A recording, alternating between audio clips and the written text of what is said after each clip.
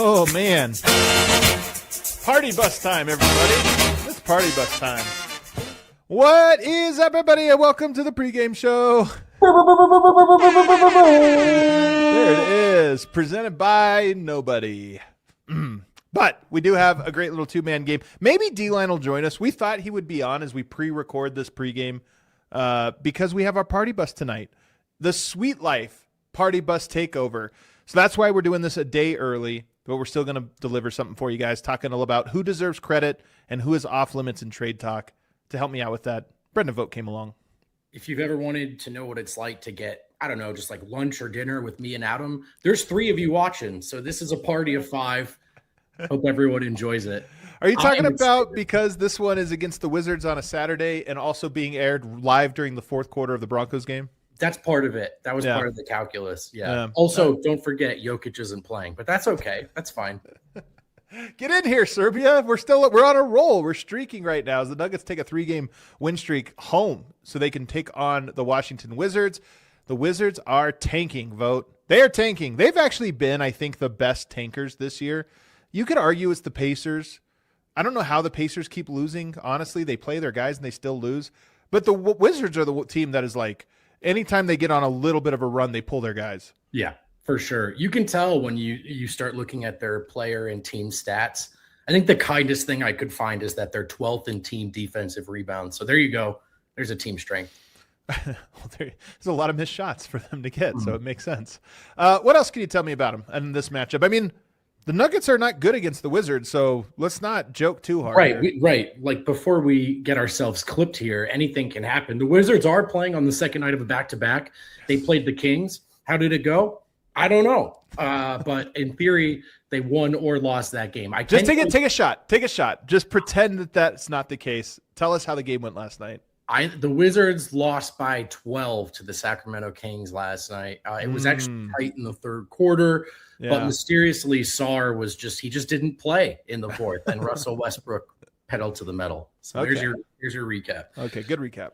I can tell you this: the Wizards are 10-29, which puts them at 14th place in the East. Only the Pacers, who you mentioned, are worse.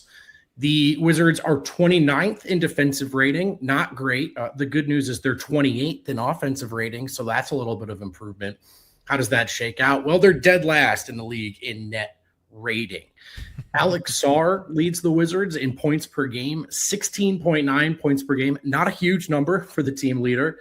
He also leads in rebounds per game, 7.6 rebounds per game. And not like a notable statistical profile or identity for this group, Adam, besides the fact that they've lost a lot of games.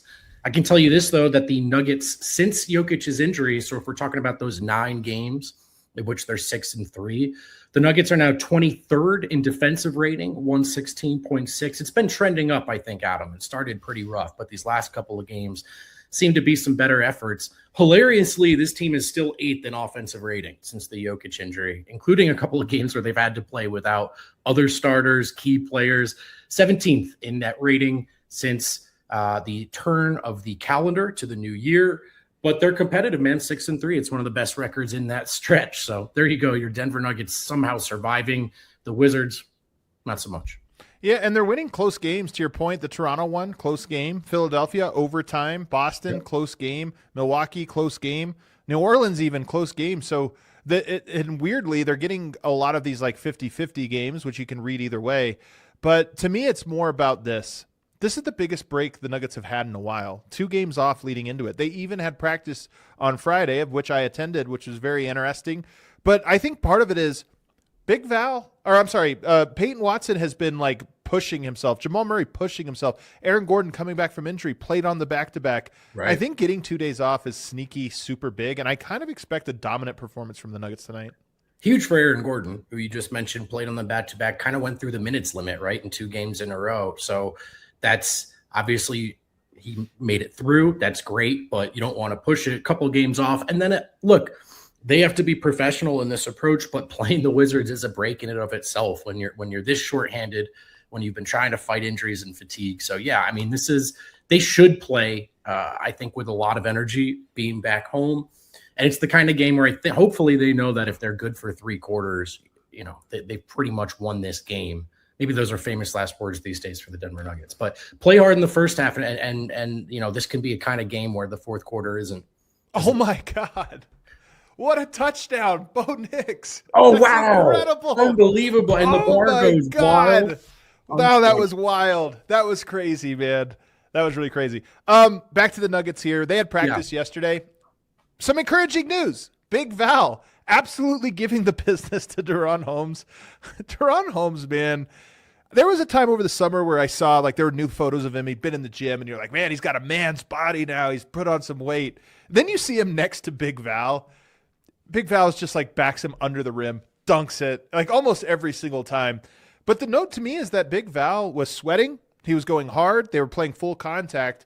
And I just, in my head, for some reason, I've been picturing him out. There's no update on him. Sure. But we saw Cam Johnson get up some shots, no contact, just kind of not even really getting a sweat. Saw Christian Brown doing some leg strength workouts, but was not getting up shots, not getting a sweat.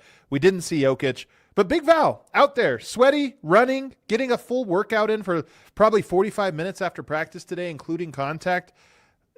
I kind of look at that as an encouraging sign that maybe this is a guy that might be the first one back. Definitely, right? I mean, he's literally the latest injury, and it's a calf strain. So you're thinking we won't see him for a while. That's what I was mentally prepared for. That's very encouraging news, especially because as great as it's been to see De'Ron, as you just mentioned, not really a center, and the Nuggets don't have centers right now, and the rebounding battle has been really a fight for their lives night in, night out. So you get Big Val back. You get a nice pick and roll option. You get a guy who could play out of the post, but hopefully can help with the rebounding battle. Obviously, we know you're not saying he's back yet, no official update, but in my head, he was going to be one of the last guys rejoining the action. So that's an encouraging update for sure. Who would it how does that affect things? In a weird way, the Nuggets have been playing well with this small ball and different things, but yet I have to imagine if he's back, it only helps the team. He starts, I assume. If he comes back, how are things different? It's a good question. I mean, he's definitely starting. So who started at center last game? Aaron Gordon. And then Spencer Jones at power forward. So I guess you just move AG to power forward. Yeah. Watt. It's 2 games in a row without Holmes now anyway. So maybe that's kind of less of a disruption than it sounds. And AG doesn't have to play center. So, I mean, yeah, if he's healthy enough, you'd start him. And hopefully that can give, I think, Jamal some breathing room. Jamal is a guy whose game is predicated on not predicated on, but he really benefits from great screens. He's such a great pick and roll guard. And that's something he talks a lot about, is how good or good enough the screening was on any given night when he goes off. So Val's just one of those guys that should make his life that much easier. Defensively, though, man, it is interesting. I mentioned they're only 23rd in defensive rating since the injury, but it's been trending up. And they're in this place where the Boston game is a great example, where it's, okay, you have to kind of rewire who you are as a team. You don't get to play through Jokic, but you can be a little more athletic on the other end, a little more switchable on the other end. And so they found some of that success. And obviously Jonas isn't exactly a switchable big. So defensively, I think would be the biggest change. Let's move on to our next topic here, which is, by the way, just to wrap that up, like I said, Christian Brown, Cam Johnson, Nikola Jokic not participating in the portions that we saw.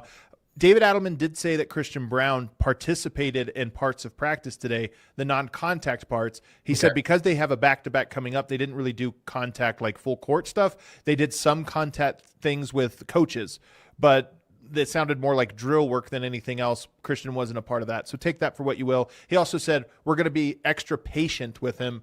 So kind of wait and see what that means. We move on to this next topic, though. And I'm going to ask you, the Nuggets are 6-3. They're playing pretty well in the stretch without Jokic, and I just want to now, as we always have to do, rank who deserves the most credit. And so I think there's a handful of guys you could go to, but if you had to say one person deserves more credit than everyone else, who would it be? There are 3 great options. I agree. Three of them. I'm going to say Peyton Watson. Number one. Number one. I was going to go Jamal, but Peyton's played in a couple more games. I think it's him as well. And some big games. So if you kind of look at it from Jamal is doing what he's expected to do as the remaining star, there's then this, okay, well, Peyton Watson has overperformed, at least relative to the immediate expectations in that role. And it's really helped carry Denver to, a handful of wins that are honestly huge, man. Like, this is adding up to more than a feel-good story. Like, the Nuggets are still second in the West. This is incredible. So still fifth net rating in the league. So what Peyton Watson has done has allowed them to do more than tread water. And he's the guy that I guess you could say you didn't see it coming from as much as maybe Murray or some of the other options. I think it's him as well. He's playing so far above his station right now, and maybe this is just it's breakout to the point where you wonder, is this what he is? By the way, I asked David Adelman today, and I don't think he liked the question. I haven't interviewed David Adelman in a while because they haven't had a practice. Sure. But I asked him, like, how do you integrate this when Jokic's back? And I think the reason he was bothered was like, well, he's not back yet. Like, I'll figure that out when we go. And he referenced sort of like, as soon as one game's over, I'm just on to the next game. I'm not thinking about, down the line. But what he said was, I think his game naturally fits. He's like, what he's doing works with Jokic. It's pick and roll downhill, getting into the basket. He's playing within the system. He's not just like freelancing out there, which I thought was, an interesting take. But yes, I think he's number one because he's playing so far above his station. But number two, and very close number two, is Jamal Murray. Because I just don't think Murray's been capable of doing this in years past. This is the difference between last year and previous years, Jamal, and this year, is he is capable of both being good every single night. Right now, knock on wood, he's been consistently good when he's been available. But two, he's leading the team. The leadership just pops for me and how he's approaching these games, and everyone follows. Strongest agree. I almost put him one because of the logic you just put out there, which is like, this is – in years past, you wouldn't have such high expectations for him in this spot. And right now he's delivering. I said on the show yesterday, it's in the bubble run, in the 2023 playoff run, the Nuggets had 2 stars on the floor, and it was incredible. And I think for whatever reason, injuries or not, for large stretches outside of that hasn't always been the case. Like, we've expressed frustration of, you watch another stars kind of 1B really deliver in that role, how much easier that would make life for Jokic. The Nuggets have 2 stars now. They do. Like, when it's Jokic on the floor, Murray on the floor, or both, or just Murray, right? Like, they have a star on the floor at all times now, and it's really, really impressive. The leadership thing, too. I mean, he was the adult in the room in that New Orleans game, and just like coming in in the Dallas game, and coming in and shutting off the bleeding immediately, scoring 5 points in 21 seconds in the fourth. And there's this air of him right now that I think exudes confidence, and it seems to kind of permeate and spread to the other guys as well. He is a star, but he's kind of got a bit of a vet thing going, and he just seems like a grown up dude, man. He just seems like the most mature version of himself, and you see it on the floor. Co-sign all of those things, and on top of that, he just looks dominant too. Like that right too. Now, he looks like he can cook anybody. I think he'll cook a lot of Washington Wizards players tonight. The last guy, though, if we were going number 3, I said top 3 guys. To me, it's clearly David Adelman, and I just think that he's been built for this moment. He's the type of guy that I think can adjust to this. I will say I don't know if he gets credit for the fact that the team is so connected. And he had a great quote today where he was like, I thought coming into camp we were very connected. We all knew what the assignment was. And he goes, but I've just seen it enough times where a team comes in like that, but the season's so long that you lose it. And he goes, so I didn't know how we'd respond to this, but the team has responded with a seriousness. And so I don't know if he gets credit for that or if it's just the makeup of the DNA of this team.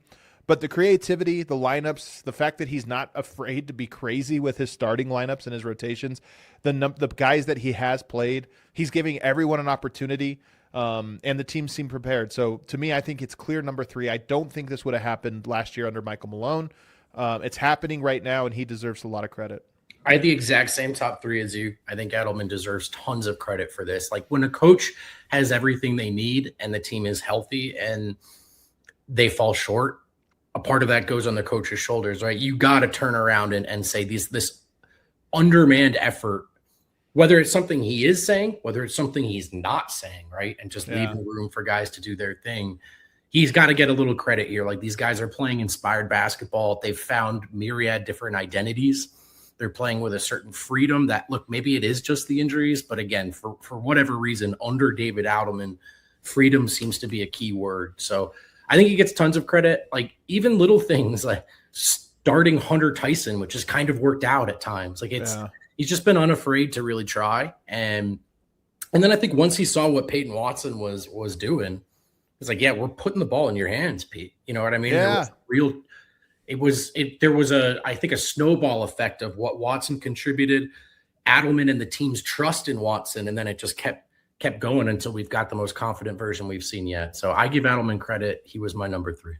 If you had to go number 4, it gets interesting because you can go a lot of different directions. I'll do it for you if you want. Do it for me. I really think it's Jalen Pickett. Really? I love it. I love it. Okay. I had a different answer, but I do think in terms of surprise, that's been the case. He's been kind of consistent. He has. Honestly, I feel like his minutes have really helped this team, and I feel like he's played well with Jamal. I feel like when Jamal's not on the floor, he has to be out there. I mean, part of this is weighing so heavily the performances when key guys rested, particularly that Philly game. But I'm at a point, man, if Jalen Pickett's taking a wide open 3 in the fourth quarter, I feel good about it, brother. You know, I want him on the floor. So I'm definitely skipping over some people here. I'm interested to see who you say next, but I earnestly think Pickett belongs in this conversation. I do too. He probably would have been number 5 for me. Number 4 works as well, but I think that Tim Hardaway Jr. is sneaky effective here in that he's a role-playing backup bench guy who we know can play well, you know, if you have to plug him into the starter, but he's also been consistent. And you don't win these games without him being a guy that you can kind of like tonight. I'm counting on him to give the Nuggets 15 to 25 points. And because of that, it's like I don't know who the equivalent of that will be on Washington side. We feel good about Murray, AG, you know, we feel good at P-Watt. Tim Hardaway Jr. is another guy that you just kind of walk into every game going, yeah, he'll probably play well. 100%. That's actually the right answer with respect to Jalen Pickett. I mentioned at the top of the show that Alex Sarr is the Wizards' leading scorer at 16.9. Tim Hardaway Jr. averages 13.3 off the bench, and he's shooting the cover off the ball. I've joked with you guys before, like, I know what his numbers are, but I feel like he's shooting 60% from 3. Like, when he takes one, I feel so good about it. And they really, truly needed it. They needed his shot making before the injuries. After, it's a no-brainer how he fits into this thing. A guy that's unafraid to just, oh, you need me to take 15 shots tonight?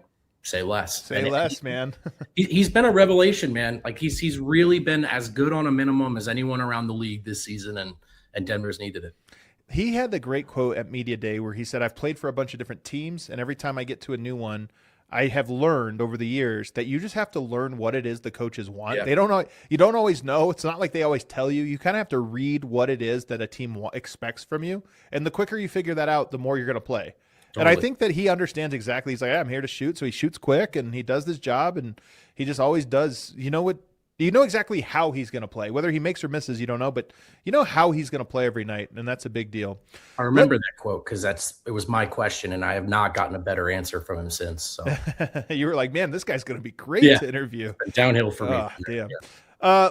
Let's go to a kind of a one that I think is kind of fun here, which is trade season is upon us, and I'm just wondering who is off limits to you in trade conversation. I kind of want a D-line for this segment just because I know D-line would have, I don't want any trades. Julian Strother. Yeah.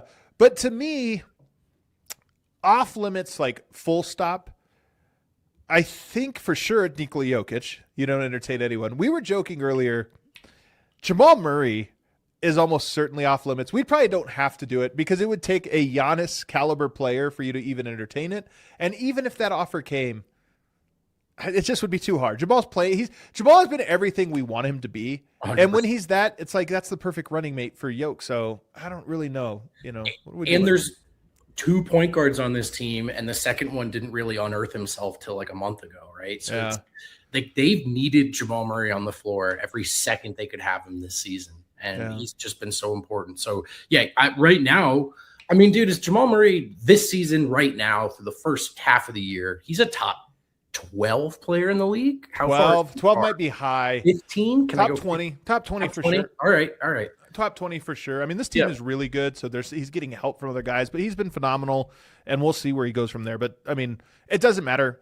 you're talking about some crazy deal with like 4 or 5 players would have to become available for you to even entertain it. So let's not go there. Aaron Gordon, to me, similar category.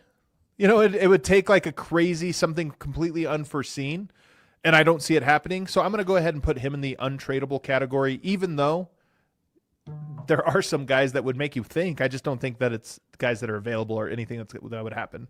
Yeah, and I think with Gordon's kind of current injuries, I don't know, trading low on Aaron Gordon would be like such a nightmare.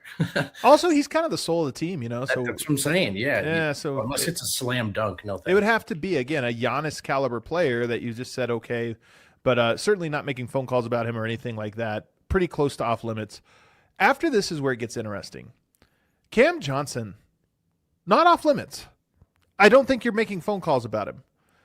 But I do wonder if teams would call. I mean, he is an expiring contract next year. All these things. Denver's won without him. I do wonder, and I think he's the perfect guy. I think he fits what they're doing right now, and I see them winning a championship right now. But I just don't think I can give him the label of off limits in trade talks. No, you can't. You can't, with respect to what he's contributed. But it's not like he's come in and been a bona fide third option. They've found success without him. I mean, and also because of the contract situation. So, not to get ahead of ourselves with that, but the cap sheet down the line gets a little muddy. And Cam is a guy who just got here and has been hurt, and it expires next year. Not saying I'm eager to see him traded, but it's on the table. I think Christian Brown can't be just mechanically because of this poison pill, so we can skip him. We go to Peyton Watson. Is he off limits in trade talks? I feel like he's not. Even though he's playing so great. He's not off limits, but to me, it's the logic of it is it's only that if he's played so well that someone calls you and offers arguably too much, right? And then you're like, if it's a Godfather offer, we'll entertain it, right? Because he's headed into restricted free agency. There's some uncertainty anyway. But if it's anything less than a blow you out of the water, I would say no right now. I mean, before you even talk about years down the line, there's just this season to go and try and win. And Peyton Watson's going to play like this. Denver's got a better chance.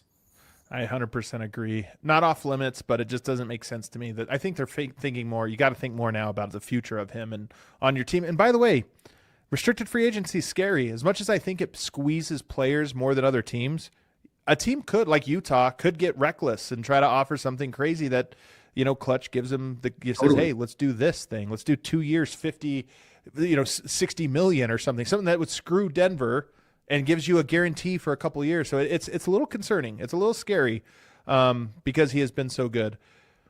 I don't know that there's any other players. Like, everybody else is clearly tradable. Some of them can't be traded because they're one-year contracts like Bruce and Tim Hardaway. But when you talk about Deron Holmes, Zeke Naji, and Hunter Tyson, Jalen Payne, all those guys are like, of course, they're tradable. They're just the nature of, by nature, those guys right now are extremely tradable if the pieces fit.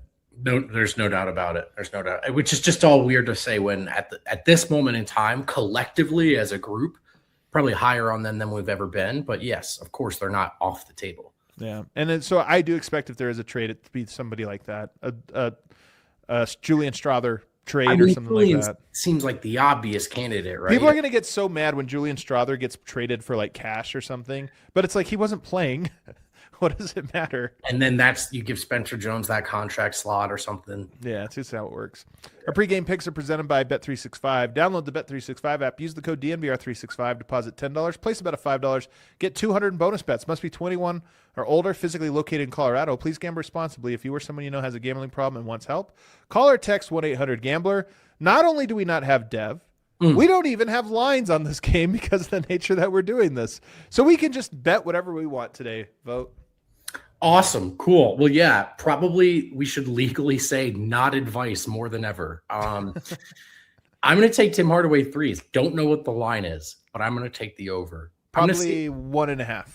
1.5? Yeah, but it's like minus 180. Okay, yeah. You know what? I'm throwing enough at it that I don't care about the juice.